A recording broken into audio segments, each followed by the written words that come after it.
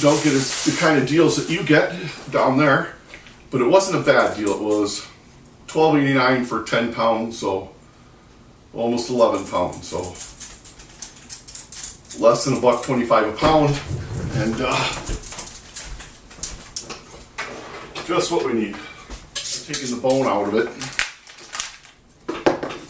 and that way you'll just sort of see what I have to work with. Obviously, a piece of meat that would be like really easy to work with and use is a pork loin, or any kind of meat that's shaped like that. Pork loin is especially nice because you can just really just go right ahead and you go right ahead and cure it.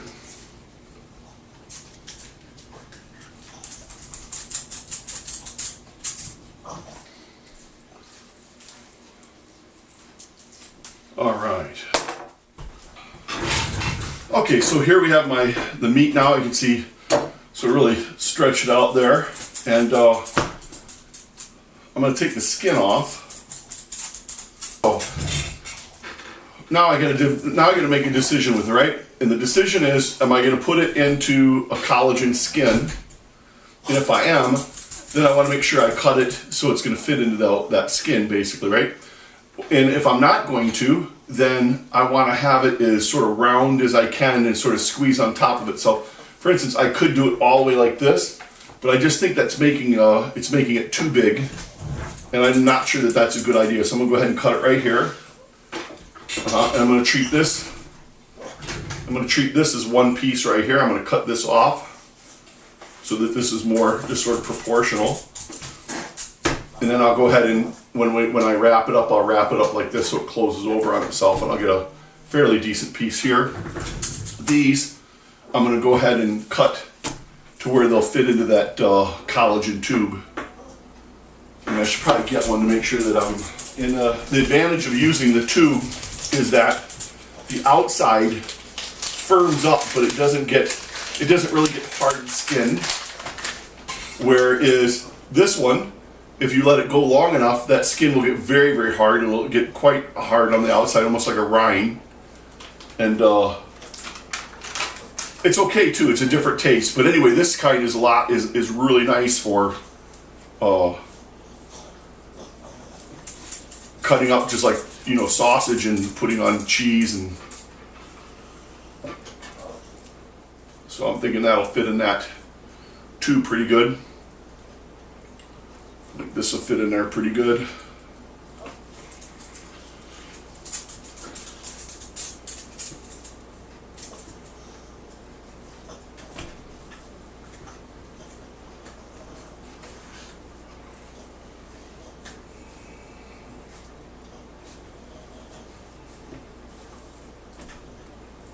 So here's the ratio for the salt. The salt is going to suck the water out of it, and the ratio for that is, okay, so the formula can be between 2.5%, 3% salt, right? So I just did it in grams. It just seems easier to do in grams. My meat is 2,948 grams.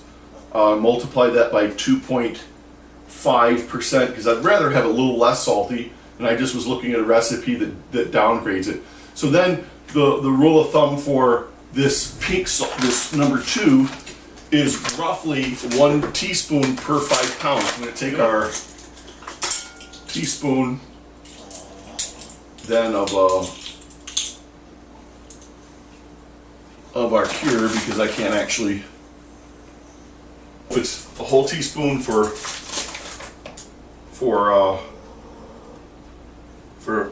5 pounds. I'll just throw in, a little bit more. I honestly don't think it's rocket science. I think if you use like a huge amount, you'd actually get sick and die. If you don't use enough, you can get botulism and die. But I think if you just stay within the parameters of somewhere near it, you're cool. So I put this stuff into here, and I mix it in my blender thing.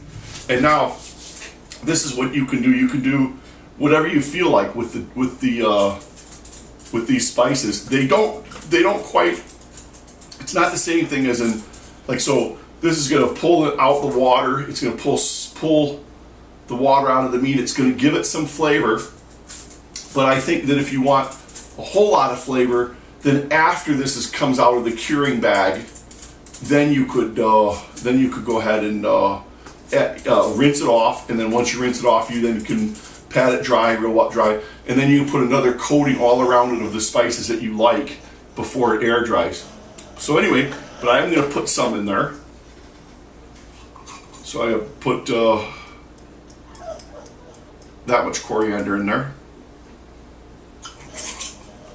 I don't have cloves, but they're a very nice thing to have in addition is cloves. Allspice contains cloves, so I'm going to use some allspice in there.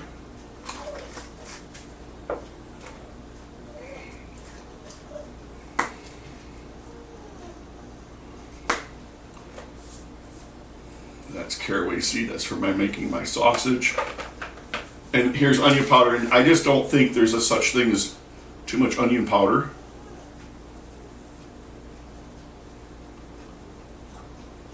The only thing I wonder about, and so far I haven't had any problems with any of this, right? But the only thing I wonder about is, so is this taking away from some of the salt by the water getting absorbed into this instead of the, this is a smoked paprika.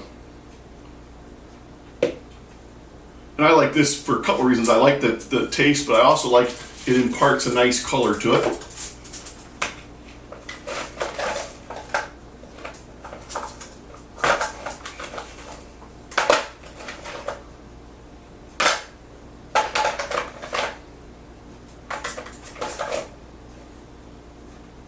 All right,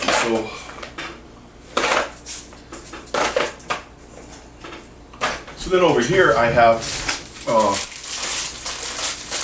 juniper berries, and a lot of these recipes call for juniper berries, and so I bought some.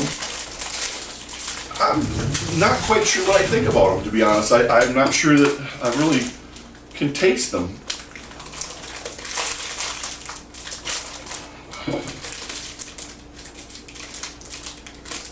My wife can taste them, and she's not particularly impressed with them.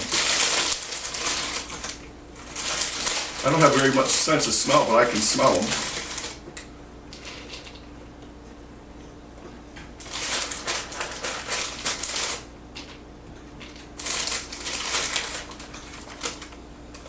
They remind me, what smell I get from them is like a pine forest is what they remind me of. Now these are called Herbes de Provence. I'm not sure if I'm pronouncing that correctly, but this is another thing that's supposedly super great in this kind of, on this meat. I've only used it once. And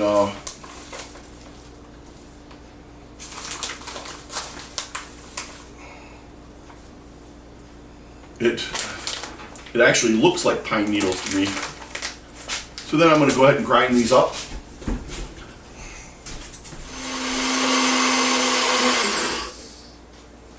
There we go. And now we're just going to freely cover that meat. Now, if you have bags big enough to put this kind of meat in and vacuum seal it, I've heard that it works much faster.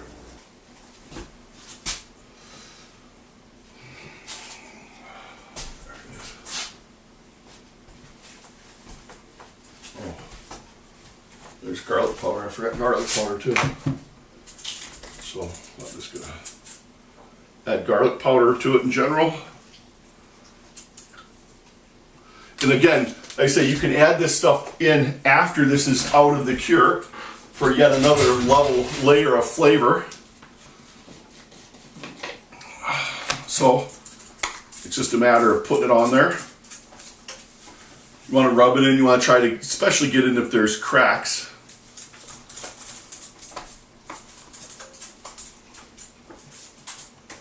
Oh, you know what else I forgot is I forgot pepper.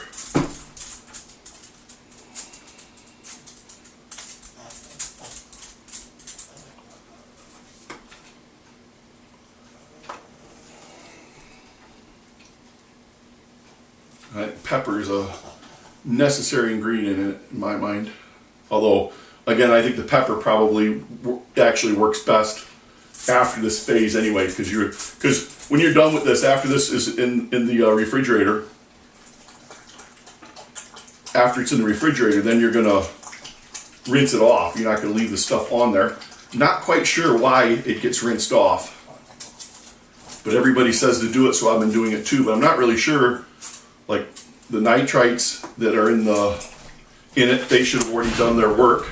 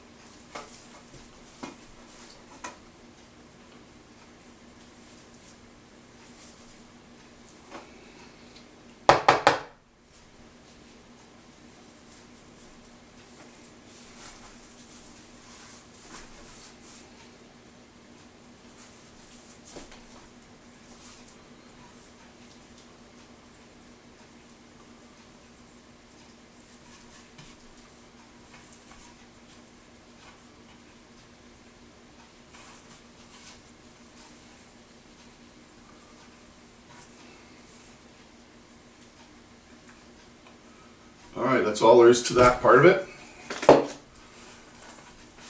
And the rule is something like 1 day for every inch thick of meat, blah blah. I don't really know how to figure it that way. I think that you want to leave it in a minimum of 2 weeks. And the thing is, if it stays in longer than 2 weeks, it won't hurt anything. But if you take it out prematurely, and especially if you have a big piece like this, so this is, oh, that's probably what, 1, 2, 3, 4, 5, 6, 7, 8. That's probably 10 inches. They're claiming this should be done in 10 days. I'm not quite so sure. I'd probably leave it in about two or more weeks. Okay, so next then is to put it into the bag and put it in the refrigerator.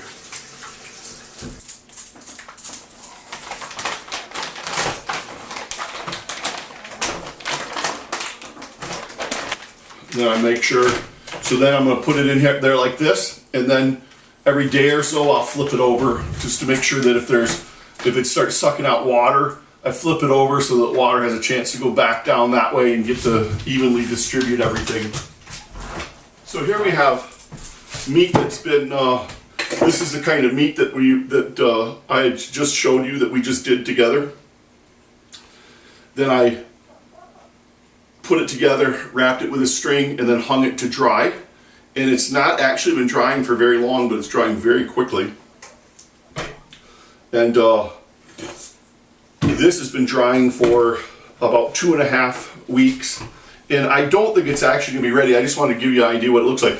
These are pork pieces, just like the scraps and stuff. You know, you saw me cut off that picnic piece.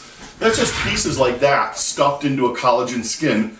Obviously first in the fridge with the cure, and then afterwards I stuffed the skin with it, hung it to dry, and it's an amazing thing. I'll show it to you here, and it's not going to hurt. I'm going to cut it in half, and if it's not done, it's not going to hurt anything. I'll just rehang it.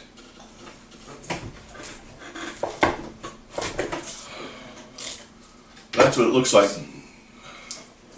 In feeling it, it's okay. You could actually eat it right now, but it's a little bit moist, and when it's that moist, I'm not sure if it's as enjoyable. I'll actually let you know.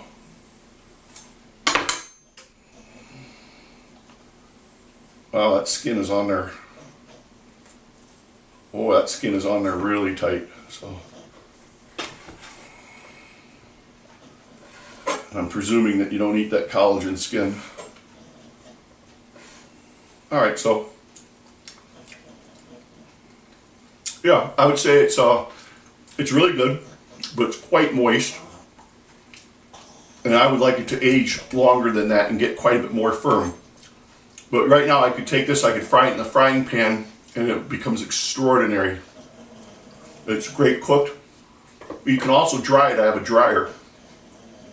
You can dry it for 20 minutes and it tastes like a jerky treat. Anyway, so that's what that looks like.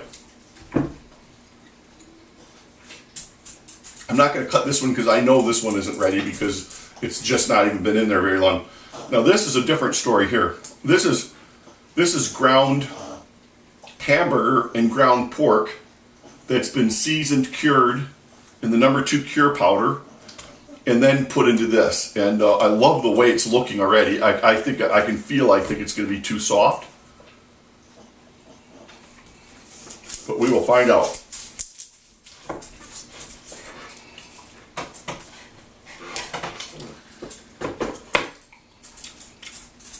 And definitely too soft.